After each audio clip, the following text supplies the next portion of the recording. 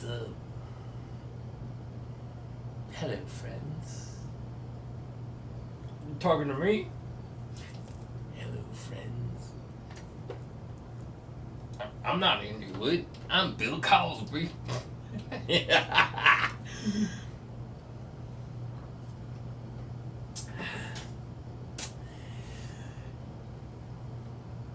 So, the shred things. The shred woodshed experience. So let me explain how they do this. Let's see.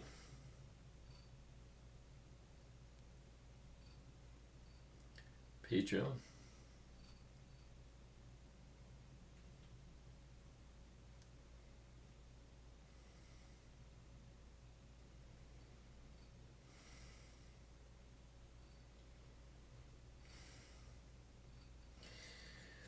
He did a new video. So I guess he did a video on something. Let me see.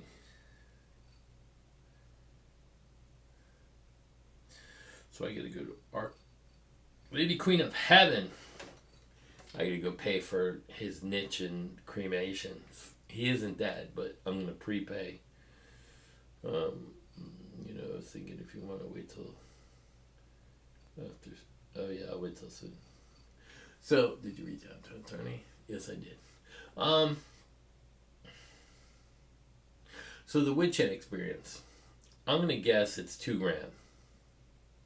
Some of these things are $3,000, but let me see. Okay, so the Andy Woods caps is at 125. Just so you can see I'm not manipulating stuff. Times, let's say 2,500, right? That's over $300,000. All right, so you book a hotel in Crisscross fucking Tennessee or someplace Crossville, Tennessee. There's nowhere on the fucking map where they have a nice hotel and a conference room, and they'll be happy to take your fucking money. Why? You're bringing 125 people to that hotel, and you probably would get some food paid for by some of these people sponsoring your woodshed. Maybe some chicken wings for lunch. Another restaurant this idea.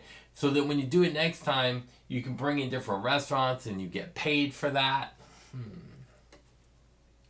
Very interesting market strategy some of these things are. So that was 312, right? So let's say 125 times 4 is 500 times, what do you think a room is in a let's just say 200 at the high end. That's 100,000.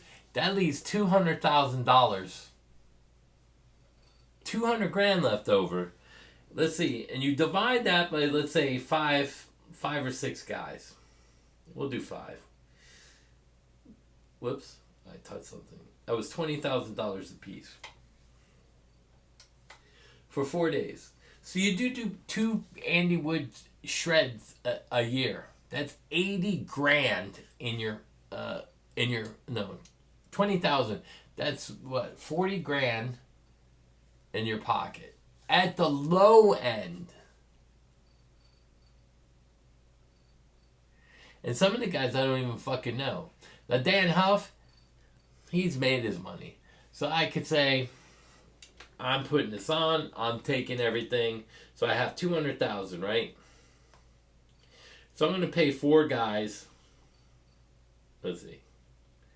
There's $200,000, right? I got 5 guys. They're going to come into town, and I'm going to pay them. I'm the 5th guy, so I'll pay them $10,000 for the weekend. Plus they get free room and all that. So 4 guys.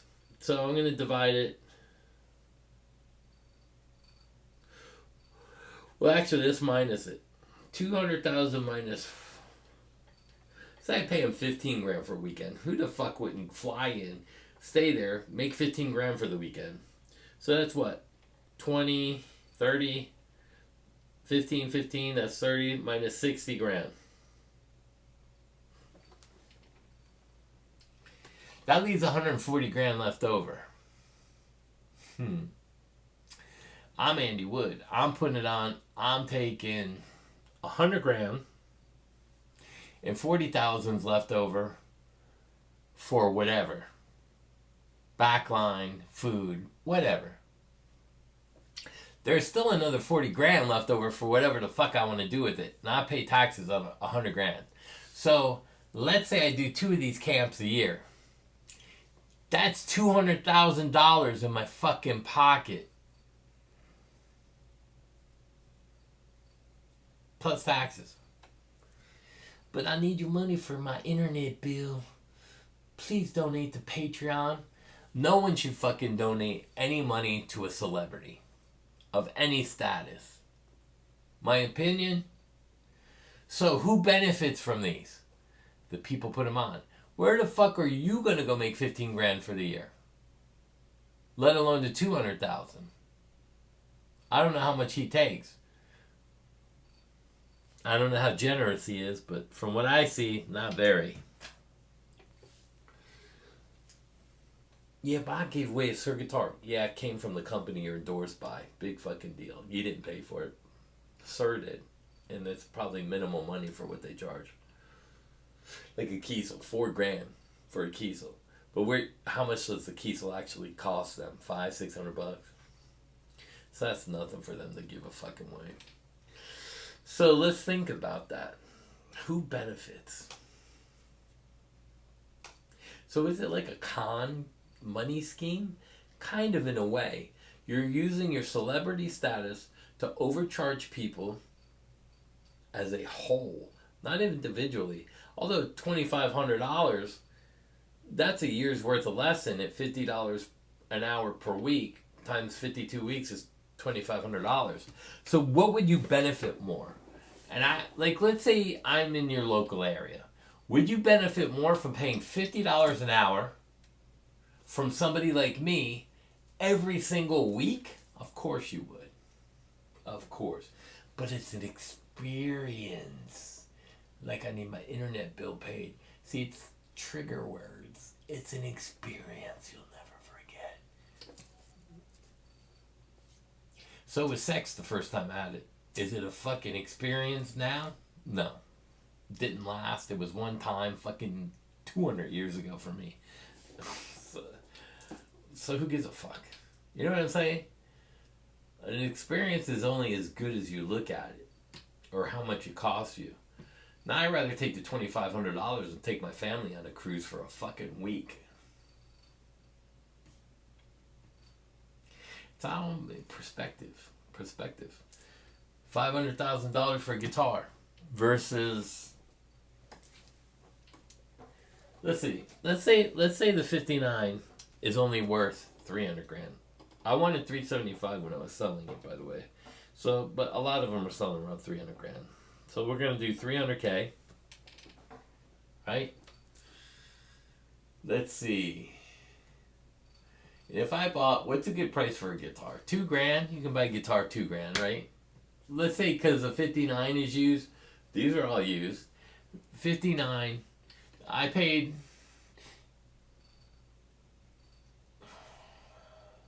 Let's see. That's a very nice guitar right behind me. Those guitars will cost you 15, 16 grand, say. So let's say I bought high-end guitars. High-end modern Les Pauls. What's a higher? Let's say 5,000.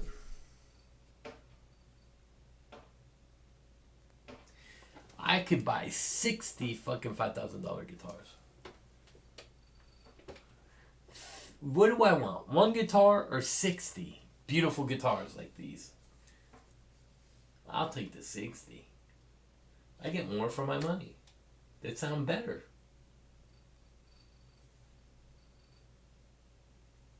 I could buy 60 keisels. By the way, let's see what the keisel sounds like. I haven't played the keisel in the GP.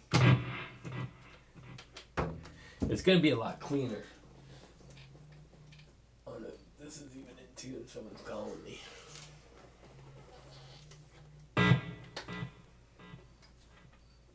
Let's see. Oh, my lawyer. Whoops. I'll call him in a minute. Probably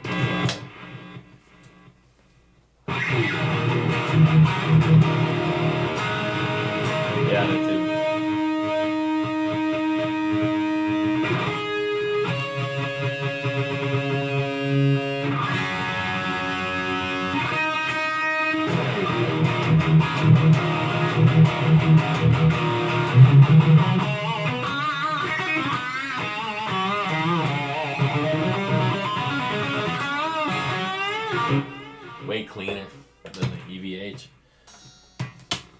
But that's what you get paid. You can have 60 of these. There you go. So there's what I'm talking about. You got to figure out what's best suited for you and the money. Come on, motherfucker. Hello? Hi, Chris. Hello. Hi.